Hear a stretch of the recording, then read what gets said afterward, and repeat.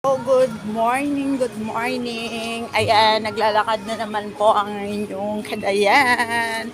Andito po ako sa isang lugar na kung saan dito po ako nakatira. Ay, grabe ang hirap ng iyong mahirap na kadayan, no? Magtatrabaho tanghali na kasi pagkagising mo ng umaga, andun na yung mag-aasikaso ka pa ng almusal, asikaso ka sa mga anak mo na papasok sa school at kailangan mong 1, 2, 3 talaga yung trabaho mo. Grabe. Kasi bago ka papasok ng trabaho, kailangan naka-ready na at prepare na ang lahat bago mo iiwanan ang bahay. Grabe talaga ang hirap magiging nanay at tatay sa loob ng tahanan. No, kahit malaki na yung mga anak ko ay alagain pa rin kasi nasasanay sila na inaalagaan ko. Bago ako papasok talaga ng trabaho, naka-ready na ang lahat.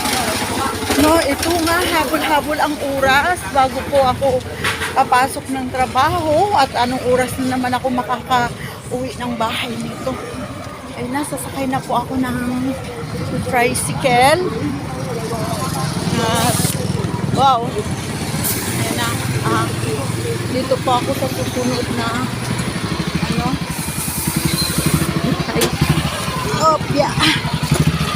Salamat. Ay, buhay mahirap, grabe. At ito nga, ang init-init ng panahon. Sobrang init. Kahit umuulan minsan dito sa amin. Pag umuulan naman, mainit pa rin.